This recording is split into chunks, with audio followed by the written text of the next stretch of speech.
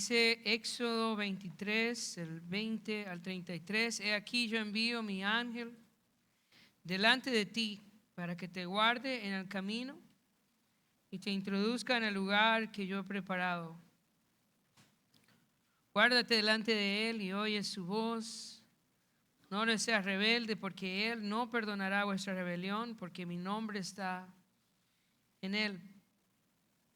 Pero si en verdad oyeres su voz e hicieres todo lo que yo te dijere, seré enemigo de tus enemigos y afligiré a los que te afligieren. Porque mi ángel irá delante de ti, te llevará a la tierra del amorreo, del eteo, del fereceo, del cananeo, del heveo y del jebuseo, a los cuales yo haré destruir. No te inclinarás a sus dioses, ni los servirás, ni harás como ellos hacen. Antes los destruirás del todo y quebrarás totalmente sus estatuas.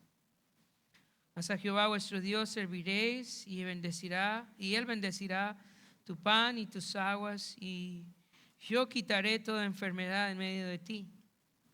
No habrá mujer que aborte ni estéril en tu tierra, y yo completaré el número de tus días. Yo enviaré mi terror delante de ti y consternaré a todo pueblo donde entres, y te daré la cerviz de todos tus enemigos. Enviaré delante de ti la avispa, que eche fuera al heveo, al cananeo, al eteo, de delante de ti. No los echaré de delante de ti en un solo año, para que no quede la tierra desierta y se aumenten contra ti las fieras del campo. Poco a poco los echaré de delante de ti hasta que te multipliques y tomes posesión de la tierra.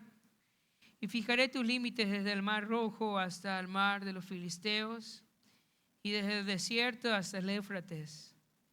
Porque pondré en tus manos a los moradores de la tierra y tú los echarás de delante de ti. No harás alianza con ellos ni con sus dioses. En tu tierra no habitarán, no sea que te hagan pecar contra mí sirviendo a sus dioses, porque te será tropiezo. Vamos a orar, pedir la dirección del Señor. Padre, te damos muchas gracias por tu santa palabra que permanece para siempre. Te ruego que seas tú, Señor, hablándonos a través de los versos que vamos a leer, que sea tu Espíritu obrando esta mañana en tu congregación, en tu iglesia. Tú eres la cabeza de la iglesia. Señor, tú eres quien edifica la iglesia. Te rogamos que seas tú edificándonos esta mañana. Quita todo estorbo y tropiezo de nuestra mente, que podamos, Señor, con corazones abiertos, recibir tu palabra, que podamos atesorarla y sobre todo que podamos creerla y ponerla en práctica. Háblanos hoy. En el nombre de nuestro Señor y gran Dios Jesucristo oramos. Amén y amén. Antes de desarrollar el texto, quisiera que pudiéramos hacernos algunas preguntas. La primera pregunta ¿es nuestro mundo peor que el mundo antiguo? Pensando en la tierra de Canaán.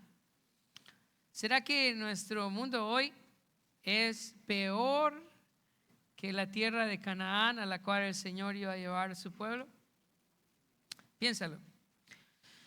Segunda, ¿cómo se relaciona la conquista de Canaán con la vida cristiana? ¿Qué relación es esto? ¿Solo una historia del pueblo de Israel, un plan que el Señor tenía para el pueblo de Israel de introducirlos a la tierra de Canaán? ¿O realmente eso tiene relación con la vida de la iglesia y su misión en nuestra generación? Puedes pensarlo. La tercera cosa que quiero que pienses es: ¿dónde radica la victoria del pueblo de Dios en este texto? ¿Dónde radica su victoria? Mientras vamos leyendo, quiero que pienses, que identifiques dónde está la victoria del pueblo de Dios. ¿En qué radica la victoria? Y la última, ¿qué nos separa de la victoria? ¿Por qué el pueblo de Dios, el pueblo de Israel, no pudo conquistar la tierra? ¿Qué nos separa de esta victoria que el Señor quiere dar a su pueblo? Entonces, pensando en estas cosas, vamos a ir a Éxodo y vamos a pensar primeramente en el ángel. Hay tres partes en este texto. Vamos a estudiar el ángel del Señor y luego vamos a estudiar sobre la tierra prometida y luego vamos a pensar en cuanto a la victoria que el Señor va a dar a su pueblo. Entonces, primera parte, vamos a pensar en el ángel que el Señor promete enviar. Dice versículo 20, he aquí yo envío mi ángel delante de ti para que te guarde en el camino y te introduzca en el lugar que yo he preparado. Entonces, primera responsabilidad de este ángel es guardar a su pueblo e introducirlo en la tierra prometida. La tierra prometida no era un logro del pueblo de Israel, la tierra prometida es un regalo que Dios les daba. Y era el ángel del Señor quien iba a vencer a sus enemigos, y era el ángel del Señor quien iba a guardarlos del peligro y les iba a dar la victoria. Era este ángel.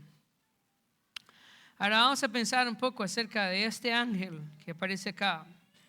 Versículo 21 dice, guárdate delante de él y oye su voz. Eso es importante. Este ángel tenía autoridad sobre el pueblo de Israel y era la obligación del pueblo de Israel oír su voz, oír la voz de este ángel. Dios le está diciendo, sométanse al ángel, oigan su voz, y les hace una advertencia. Oye su voz, no le seas rebelde, porque él no perdonará vuestra rebelión, porque mi nombre está en él. Entonces debían oír la voz de este ángel. Si me ayuda, ya pasé la introducción y ya pasé también no sé si está trabado ya. Ok, ahí, listo. Entonces, este ángel iba a guiar al pueblo de Dios y el pueblo de Dios debía someterse a él. Rebelarse en contra de este ángel significaba la condenación. No había perdón si desechaban a este ángel. Él no iba a perdonar su rebelión. No había esperanza si rechazaban a este ángel. Entonces había que oírlo, había que someterse a él. Y la razón en el versículo 21 dice, porque mi nombre está en él, porque mi nombre está en él. El nombre del Señor en el Antiguo Testamento es equivalente a su persona, es equivalente a su carácter y a su naturaleza. Entonces, ¿por qué el pueblo de Dios debía someterse a este ángel? ¿Por qué debía escuchar su voz? Bueno, porque el nombre de Dios, porque este ángel cargaba la persona de Dios, su naturaleza y su carácter. Por lo tanto, desechar a este ángel era desechar a Dios mismo. Y eso se ve claramente en el siguiente versículo, en el versículo 22. Dice, pero si en verdad oyeres su voz e hicieres todo lo que yo te dijere, seré enemigo de tus enemigos y afligiré a los que te afligieren. Si ponen cuidado en el versículo 22, de pronto hay que poner atención en esa parte. Empieza diciendo, pero si en verdad oyeres su voz. ¿La voz de quién? La voz del ángel. Pero si en verdad oyeres su voz, escucha, e hicieres todo lo que yo te dijere. ¿Lo que quién? Lo que Dios. O sea, el ángel está hablando y luego dice, e hicieres todo lo que yo te dijere. O sea que la voz del ángel era la voz de Dios mismo. Escucha eso, dice, seré enemigo de tus enemigos y afligiré a los que te afligieren. ¿Quién iba a cuidar del pueblo de Dios en este pasaje? El ángel. Pero este ángel actúa como Dios. ¿Por qué? Bueno, porque en el Antiguo Testamento hay un ángel que es el ángel del Señor. Este ángel del Señor es diferente de todos los ángeles mencionados porque este ángel tiene los atributos de Dios. Y lo que creemos es que este ángel es una manifestación preencarnada de nuestro Señor Jesucristo. Y vamos a ver algunos paralelos en el Nuevo Testamento y en el Antiguo Testamento que hablan del Hijo. Mira lo que dice Salmos 2:12. Dice, honrad al Hijo, escucha eso, para que no se enoje y perezcáis en el camino. ¿En cuál camino? ¿De qué está hablando? ¿Verdad? Pueden linkearlo ahí, pueden conectarlo con el versículo 21. Guárdate delante de Él y oye su voz. No seas rebelde, porque Él no perdonará vuestra rebelión.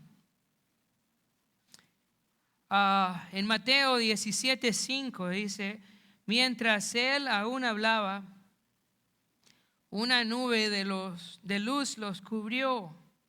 Y he aquí una voz desde la nube que decía, este es mi Hijo amado, en quien tengo complacencia. Y luego dice, a Él oíd, así como le dice del ángel, escuche su voz. Está diciendo del Hijo, a Él oíd. Y en el Nuevo Testamento, cuando el Señor da la gran comisión, escucha eso, dice en Mateo 28:18-20, dice, y Jesús se acercó y les habló diciendo, toda potestad me es dada en el cielo y en la tierra. Por tanto, id y haced discípulos de todas las naciones, bautizándoles en el nombre del Padre y del Hijo y del Espíritu Santo, enseñándoles que guarden todas las cosas que os he mandado. Escucha eso, dice, y he aquí, yo estoy con vosotros todos los días, hasta el fin del mundo. Amén. Vemos que el pueblo de Israel iba a conquistar la tierra prometida, no en sus fuerzas, no por su capacidad, pues su victoria dependía directamente de la obra del ángel del Señor. De la misma manera, hoy la iglesia ha sido encomendada por el Señor de hacer discípulos de todas las naciones. Pero la victoria de la iglesia no depende de la capacidad nuestra, sino depende del enviado del Señor verdadero, que es nuestro Señor Jesucristo. Él es quien va delante de la iglesia. La victoria era un regalo que Dios le daba al pueblo de Israel por su sujeción al ángel. Y la victoria de la iglesia depende directamente de nuestra obediencia a nuestro Señor Jesucristo, a escuchar su voz, a poner nuestra confianza en Él.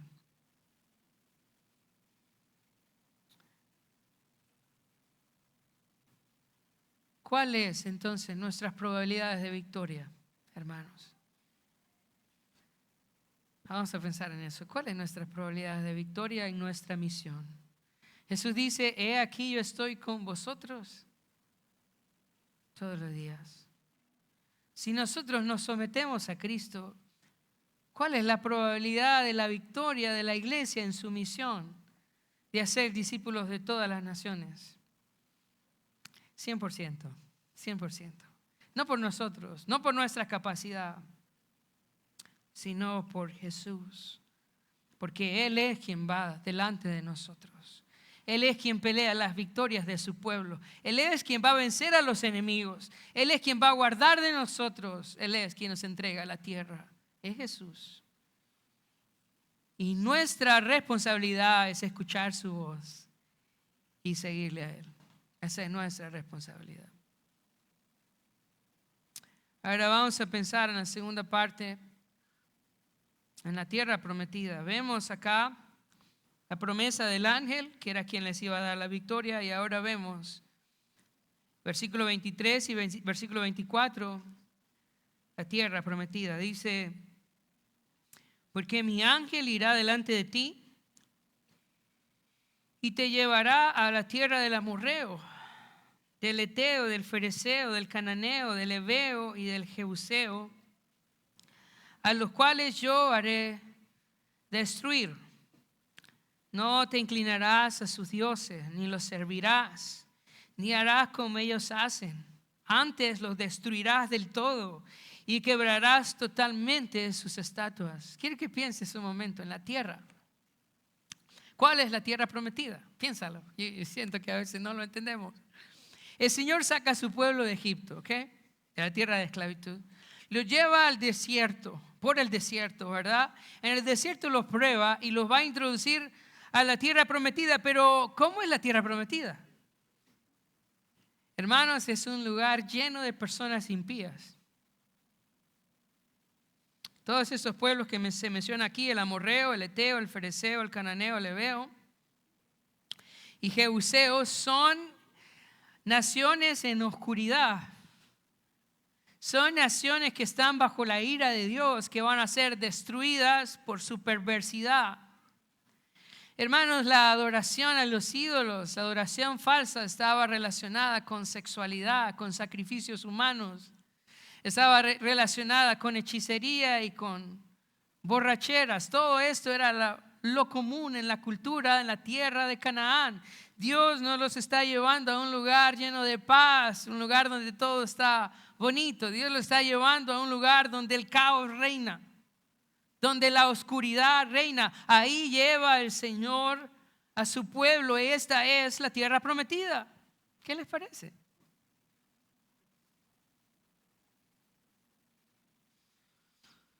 Entonces vemos acá que está llena de impíos, llena de ídolos, llena de adoración falsa y corrupción, contaminada y también bajo la condenación del Señor. El Señor iba a destruir a los moradores de la tierra de Canaán por causa de su pecado.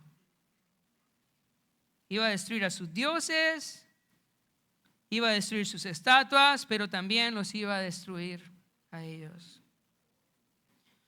Trayendo esta analogía a la vida de la iglesia, piensa, ¿por qué el Señor no nos salva y nos lleva al cielo de una? ¿No sería más bonito? Pero no. El Señor nos salva y nos lleva o nos deja, en un mundo lleno de oscuridad, lleno de personas que no conocen al Señor, que no temen a Dios. Y quiero preguntarte esta mañana, ¿será que en esta tierra hay idolatría? Claro que hay idolatría, ¿no? Esa tierra está llena de idolatría. Nuestra sociedad está llena de idolatría, hermanos. Tenemos el Dios del dinero hoy, ¿verdad? Tenemos el Dios del placer. Y tenemos el Dios de la vanagloria reinando a diestra y a siniestra en ese lugar. Tenemos una sociedad contaminada por el pecado y por la rebelión contra Dios. Pero saben, hermanos, eso éramos nosotros. Nosotros estábamos en oscuridad también. Mira lo que dice Tito capítulo 3, versículo 1 al 3. Dice: recuérdales que se sujeten a los gobernantes y autoridades, que obedezcan, que estén dispuestos a toda buena obra, que a nadie difamen, que no sean pendencieros, sino amables, mostrando toda mansedumbre para con todos los hombres. Versículo 3, escucha eso, dice: porque nosotros también éramos en otro tiempo insensatos, rebeldes, extraviados, esclavos de concupiscencias y deleites diversos, viviendo en malicia y envidia, aborrecibles y aborreciéndonos unos a otros. ¿Sabes? Esa era nuestra condición. Nosotros vivíamos en la oscuridad y adorábamos a los ídolos. Pero alguien vino y nos habló. Alguien vino y trajo el evangelio. Y salimos de la oscuridad en que vivíamos a la luz de Cristo Jesús. Cuando pensamos en esta historia, hermanos, tenemos que pensar en nuestra historia también. Dios nos ha dejado en este mundo de oscuridad con el fin de que podamos llevar luz, la luz del Señor, a todas estas personas que no que no lo conocen, que viven en oscuridad. Hermanos, a nosotros nos debe de importar la condición en que vive la gente hoy, lejos del Señor y lejos de su palabra. Cuando vemos el pecado, cuando vemos la idolatría y cuando vemos la rebeldía de la gente, ¿qué dice la iglesia? ¿Qué dice? Señor, ven pronto, que no queremos estar en este lugar.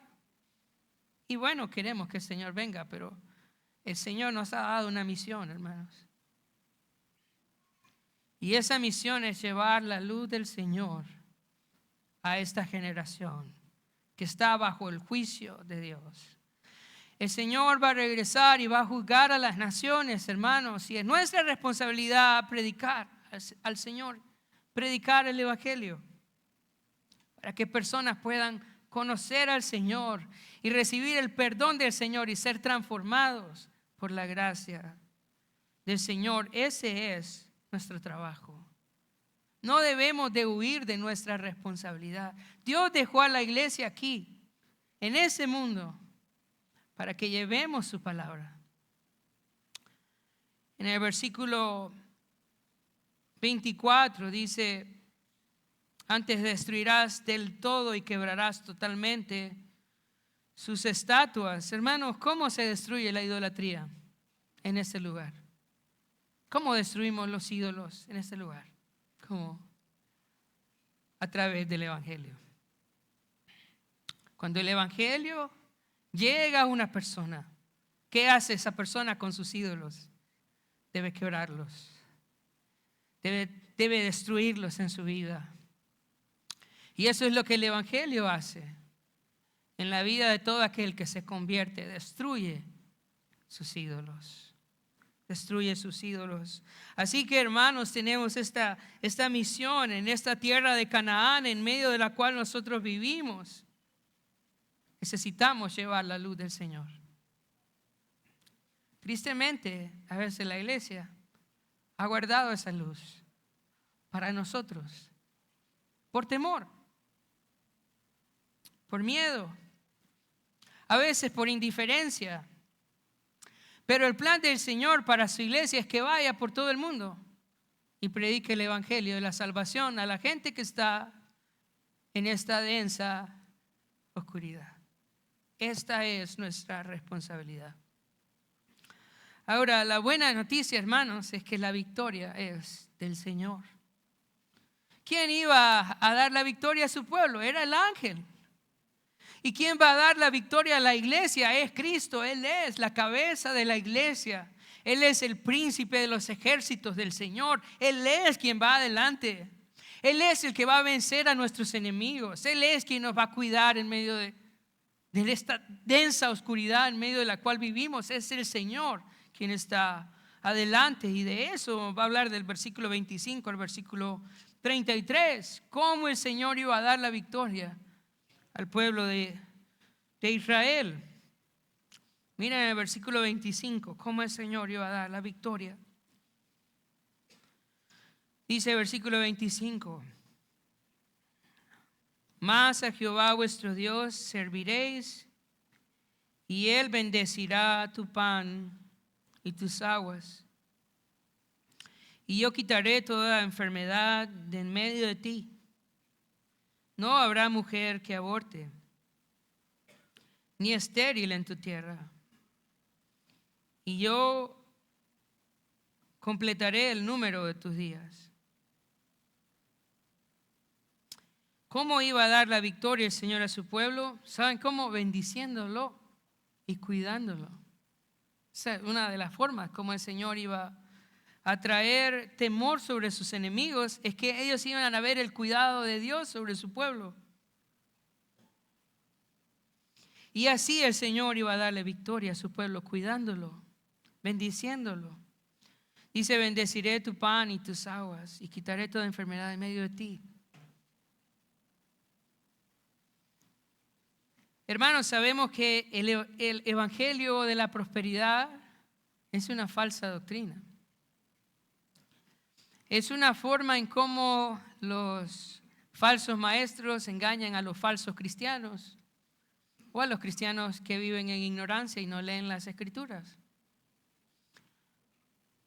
Porque el deseo de Dios no es hacerte millonario si vos le das mucho dinero, eso no tiene sentido.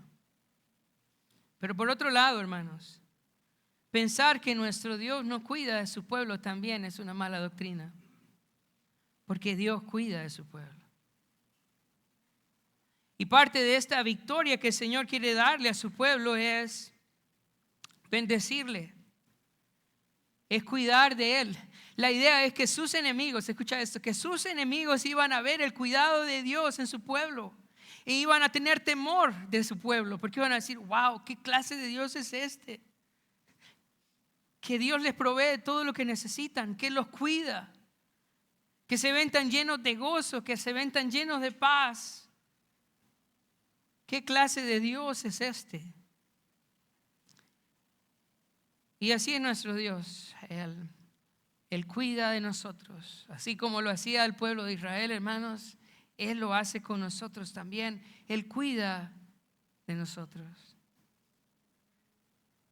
Podemos recitar en nuestra vida el Salmo 23, ¿verdad? Y saber que el Señor es nuestro pastor y que nada nos va a faltar. Nada nos va a faltar. Dice Filipenses 4, 19, 20, mi Dios pues suplirá todo lo que os falta conforme a sus riquezas en gloria en Cristo Jesús. Al Dios y Padre nuestro sea gloria por los siglos de los siglos. Amén. Y hermanos, esta mañana podemos dar gloria a Dios porque Él cuida de las necesidades de su pueblo. Puedes ver tu vida y el Señor ha sido fiel. Él cuida de nosotros y esta es parte de la victoria que el Señor nos ha dado. Es su cuidado, es su cuidado. Ahora dice luego el versículo 27. Yo enviaré mi terror delante de ti y consternaré a todo pueblo donde entres y te daré la cerviz de todos tus enemigos. Versículo 28, enviaré delante de ti la avispa que eche fuera al heveo, al cananeo, al eteo de delante de ti. Entonces, una de las formas en cómo el Señor iba a dar la victoria era protegiendo a su pueblo, era bendiciendo a su pueblo. Pero la segunda forma en cómo Él iba a dar la victoria sobre sus enemigos era trayendo temor sobre ellos. Era trayendo miedo sobre sus enemigos. Sobre sus enemigos. Y como les decía, a veces nosotros tenemos miedo de compartir el Evangelio al ver la maldad. Pero hermanos, el Dios Santo, Todopoderoso, está con nosotros. Y Él dice, he aquí yo estoy con vosotros mientras vamos haciendo este trabajo de llevar el Evangelio a toda criatura. El Señor dice, yo estoy con vosotros, así que ¿quién tiene que tener miedo? ¿Somos nosotros o son ellos? Son ellos los que tienen que tener miedo a la iglesia, no la iglesia al mundo. Son ellos los que tienen que tener miedo, no nosotros. ¿Por qué?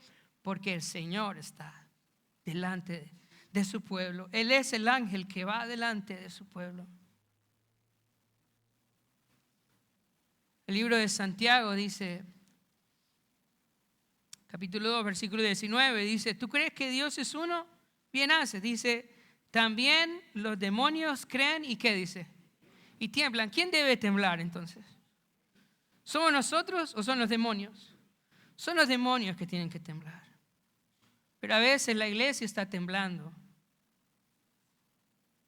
de llevar la palabra de Dios, como si Jesús no fuera la cabeza, como si Jesús no fuera el dueño. Él dice, toda potestad me es dada en los cielos y en la tierra. Todo poder, todo dominio. ¿Le fue dado a quién? A Jesús. ¿Es su iglesia la que tiene que tener miedo? No, no es su iglesia. Son los que viven en oscuridad los que deben de tener miedo. Porque el Señor está, hermanos, el Señor está con nosotros. El Señor está con nosotros. Así que, hermana, hermano, cuando vea a un impío endurecido contra el Señor, viviendo en su pecado, no le tenga miedo. Háblele del Señor. Háblele del Señor. ¿Sabe qué? Me encanta ese pasaje porque cuando los espías fueron, ¿verdad?, a reconocer la tierra, encontraron que los moradores de esa tierra eran pequeños o grandes. ¿Cómo eran los moradores? Eran grandes. ¿Y cómo se miraban a sí mismos? Ellos pequeños, ¿verdad? Como langostas. Pero el Señor les dice acá, yo voy a hacer que estos grandes le tengan miedo a ustedes pequeños. Por eso me gusta este versículo. Voy a hacer que los grandes le tengan miedo a los pequeños. Así que no tengamos miedo, hermanos. No tengamos miedo de llevar la palabra del Señor. No tengamos miedo de compartir del Señor. No tengamos miedo de señalar el pecado. No tengamos miedo de llamar a la gente al arrepentimiento, porque el Señor está con nosotros. Él cuida de nosotros y también Él pone temor sobre nuestros enemigos. Me gusta mucho Mateo 16, 18. Y dice, y yo también te digo que tú eres Pedro, y sobre esta roca edificaré mi iglesia. Escucha eso. Y las puertas del Hades no prevalecerán contra ella. Pero pon atención en el pasaje. Yo leí este pasaje muchas veces y lo leí mal o lo entendí mal. Las puertas, ¿de qué no van a prevalecer? ¿Las puertas de qué? Del Hades. O sea, es el reino de Satanás, que sus puertas no van a poder detener a la iglesia entrando al lugar de los muertos para rescatarlos, para que tengan vida en Jesús. Hermano, nadie puede detener el reino de Dios. Nadie. Piénsalo. ¿Cuándo comenzó? En la resurrección del Señor nosotros vemos que el Señor, con aquel pequeño grupo, 120 personas, empezó a trabajar y a llevar su palabra. Hermanos, han pasado 2000 años. Reyes vienen, reyes van. Pero el reino del Señor permanece para siempre. Nadie va a poder derrotar ni detener el reino de Dios. Nadie.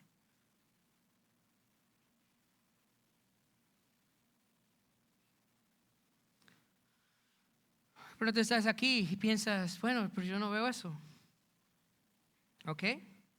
¿No te parece maravilloso que estamos aquí en Honduras adorando al Rey de Reyes y al Señor de Señores? ¿No puedes ver cómo aquel pequeño movimiento en Jerusalén ha llegado hasta nuestros días? Te aseguro que hay muchos más cristianos hoy que al principio.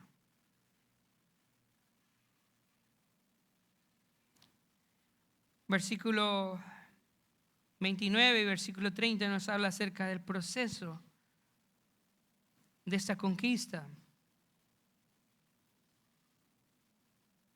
Dice, no los echaré de delante de ti en un año, para que no quede la tierra desierta y se aumenten contra ti las fieras del campo. Escucha eso, versículo 30. Poco a poco los echaré de delante de ti, hasta que te multipliques y tomes posesión de la tierra. ¿Cómo va a ser esta expansión del reino de Dios? Del reino de Cristo. ¿Cómo es? Hermanos, es poco a poco.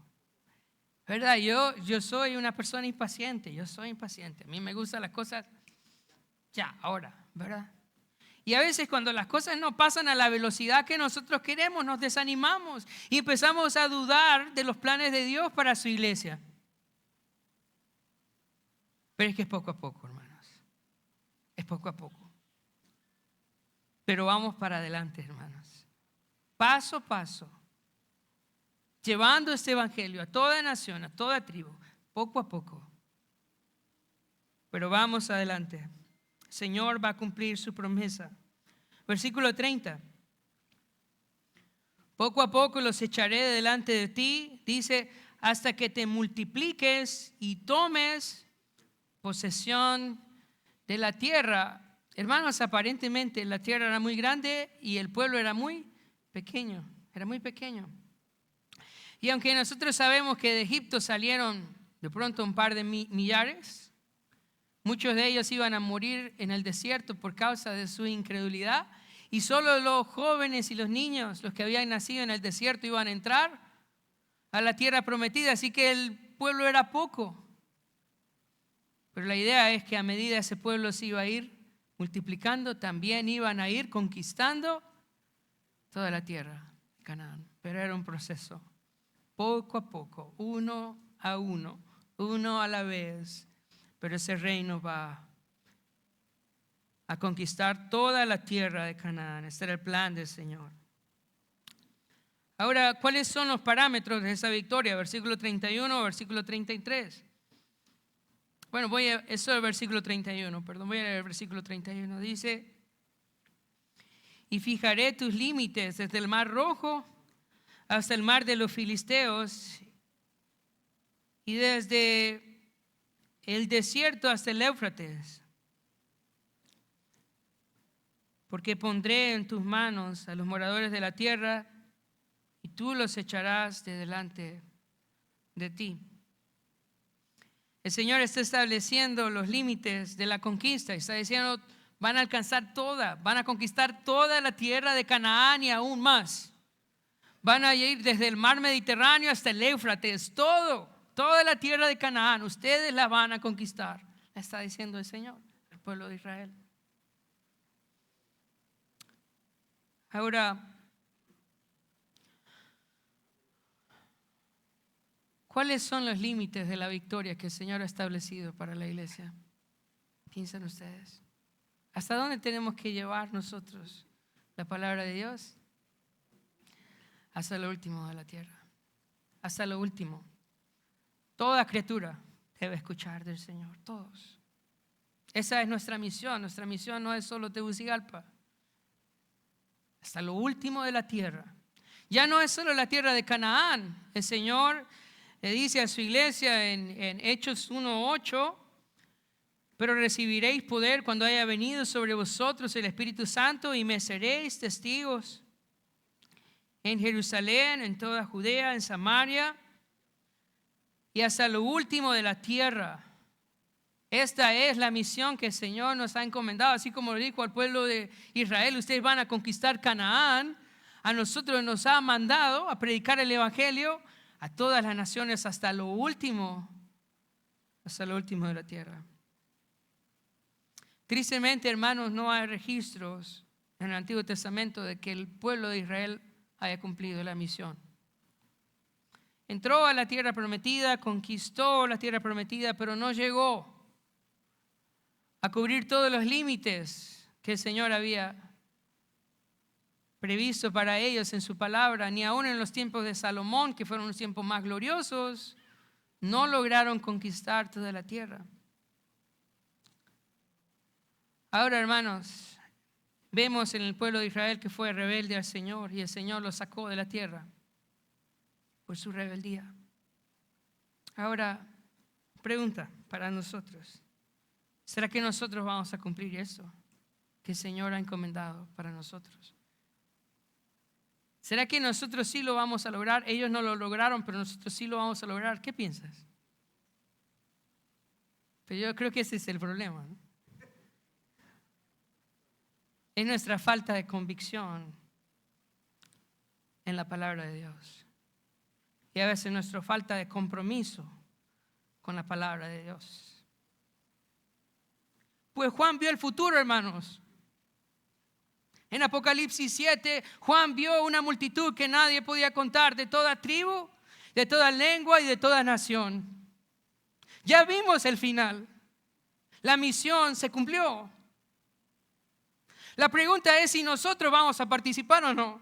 Esa es la pregunta, pero la misión se cumple. El Señor no tiene otro plan aparte de su iglesia. Y si Israel no cumplió, la iglesia sí va a cumplir. ¿Por qué? Porque el Señor va adelante.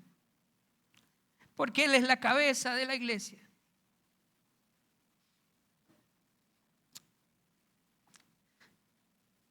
Dice Habacuc 2:14. Porque la tierra será llena del conocimiento de la gloria de Jehová, como las aguas cubren el mar. El Señor va a dar la victoria a su iglesia, hermanos. El conocimiento del Señor va a cubrir la tierra como las aguas cubren el mar. Salmos 2, 7 al 8 dice: yo publicaré el decreto. Jehová me ha dicho, mi hijo eres tú. Yo te engendré hoy. Versículo 8 dice: pídeme y te daré por herencia a las naciones y como posesión tuya los confines de la tierra. Este versículo, el versículo 7, lo usa Pedro en su predicación hablando de la resurrección. Por su resurrección el Señor le dice a su hijo: pídeme y te daré las naciones. ¿Y saben qué hizo el Señor? Le pidió las naciones. Son del Señor. Son para el Señor. Y hay un pasaje más en Ageo 2:9. No le voy a decir que lo busque porque pocos lo van a encontrar. Cuesta encontrar a Ageo. Dice, escucha esto, dice: la gloria postrera de esta casa, la gloria postrera de esta casa será mayor que la primera, ha dicho Jehová de los ejércitos, y daré paz en este lugar, dice Jehová de los ejércitos. Hermanos, en el antiguo pacto uno puede ver gloria, la gloria de Dios. Uno se maravilla viendo la historia de Israel, el poder de Dios guiando a su pueblo. Nos dice aquí en Ageo: la gloria postrera de esta casa será mayor que la primera. Y en el Nuevo Testamento nosotros encontramos claramente que la casa de Dios es la iglesia. Y su gloria será mayor que la primera.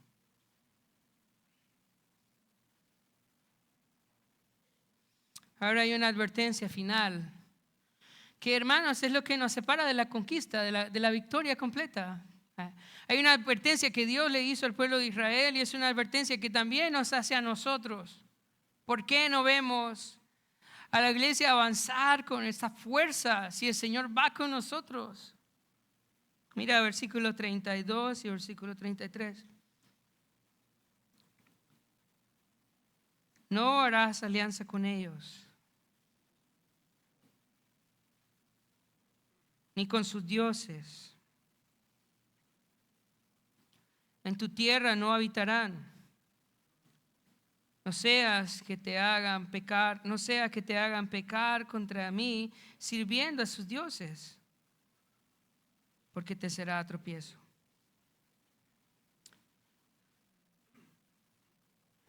¿Qué nos detiene de poder lograr esta victoria?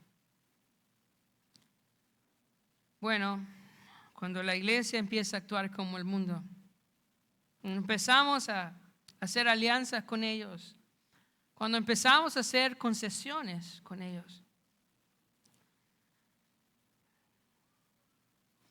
La palabra alianza significa también matrimonios, ¿verdad?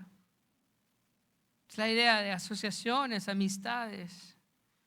Cuando la iglesia empieza a darle espacio al mundo en su vida. Hermanos, cuando los cristianos empezamos a adorar los ídolos que nuestro mundo hoy adora, Cuando la iglesia empieza a adorar el dinero, el placer y la vanagloria. Cuando el mundo encuentra cabida dentro de la iglesia. Alguien decía, ¿por qué la iglesia no tiene más influencia en el mundo? Porque el mundo tiene mucha influencia en la iglesia. Por eso no podemos a veces ver al Señor obrar. La iglesia debe ser santa. Y los creyentes debemos ser santos para el Señor. Debemos de sacar de nosotros nuestros ídolos. Debemos vivir para el Señor. Y entonces vamos a ver al Señor obrando en nuestra iglesia, al Señor obrando en nuestra vida. Cuando de verdad nosotros saquemos toda esta basura que practica el mundo de nuestras vidas y de nuestra iglesia. Hermanos, la iglesia no debe cantar cosas que al mundo le gusta. Debe cantar para el Señor. Y la iglesia no debe predicar lo que el mundo quiere oír. La iglesia debe predicar lo que el Señor dice en su palabra. Y cuando cuando la iglesia no hace concesiones con el mundo, entonces la victoria del Señor viene. Y vemos estos avivamientos de la iglesia cuando nos comprometemos a ser una iglesia santa para el Señor. Hay un pasaje más que quiero leer en 2 de Corintios, capítulo 6, versículo 14 al 18. Es el mismo texto para la iglesia. Dice: no os unáis en yugo desigual con los incrédulos. Porque ¿qué compañerismo tiene la justicia con la injusticia? ¿Y qué comunión la luz con las tinieblas? ¿Y qué concordia Cristo con Belial? ¿O qué parte el creyente con el incrédulo? ¿Y qué acuerdo hay entre el pueblo de Dios y los ídolos? Porque vosotros sois el templo del Dios viviente. Como Dios dijo: habitaré y andaré entre ellos y seré su Dios, y ellos serán mi pueblo. Por lo cual salid del medio de ellos y apartaos, dice el Señor, y no toquéis lo inmundo, y yo os recibiré y seré para vosotros por Padre. Y vosotros me seréis hijos e hijas, dice el Señor Todopoderoso. ¿Qué le debemos a los no creyentes, hermanos? El Evangelio. El Evangelio. Debemos orar por ellos y debemos hacerles bien. ¿Pero debemos ser amigos de ellos? No. No tenemos comunión. ¿Qué comunión tiene la luz con las tinieblas? Y a veces pensamos, bueno, si nos unimos a ellos los vamos a ganar. No, no es cierto. No es uniéndonos con ellos que los vamos a ganar. Es siendo luz a ellos por medio de una obediencia a Cristo. Por medio de obras que hablen del Señor, haciéndoles bien, orando por ellos y predicando el Evangelio. Para terminar, hermanos, tengo algunas conclusiones que quiero compartir con ustedes. La primera, recuerda que Jesús es el único camino al Padre y el que nos lleva a la tierra prometida. Despreciar a Jesús es despreciar a Dios y al cielo. Si no escuchas la voz del Señor, ¿verdad? La Biblia dice: mis ovejas oyen mi voz. Si no escuchas la voz del Señor, si te rehusas a escuchar el llamado del Señor, entonces no vas a entrar a la tierra prometida. No hay cielo para vos. Mis ovejas oyen mi voz y me siguen. La segunda, Jesús envía a su pueblo a compartir las buenas nuevas de salvación a un mundo lleno de idolatría y pecado. Hermanos, esa es la misión que hemos recibido del Señor. ¿No te gusta el mundo? A Dios tampoco, ¿verdad? ¿Cuál es nuestro trabajo? Llevar la luz del Señor a este mundo lleno de oscuridad. y de pecado. Ahora la buena noticia, recuerda, tenemos la victoria en Cristo. Él cuida de su pueblo y vence a sus enemigos. Él cuida de nosotros y nos va a dar la victoria sobre los enemigos. Por último, Dios quiere que su iglesia sea santa para Cristo y no se mezcle con el mundo. Vamos a orar. Padre, te damos gracias por tu palabra. Entendemos que tenemos una misión aquí y es llevar tu palabra. Ayúdanos a no tener temor, Señor, a no tener miedo. Que podamos, Señor, ser luz en este mundo de oscuridad. Perdónanos, Señor, si no estamos siendo fieles en compartir tu palabra. Perdónanos si tenemos temores, Señor. Perdónanos, Señor, si hemos sido indiferentes. Tu voluntad, Señor, es que vayamos. Ayúdanos a hacerlo. Ruego, Padre, también si en medio de nosotros hay ídolos, muéstranos. Tráenos arrepentimiento, Señor.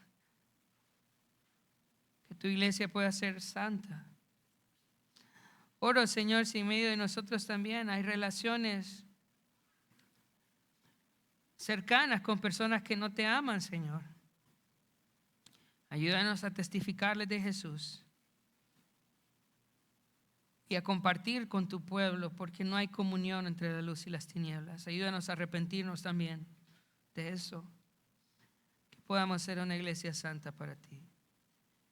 En el nombre de tu Hijo Jesús oramos. Amén y amén.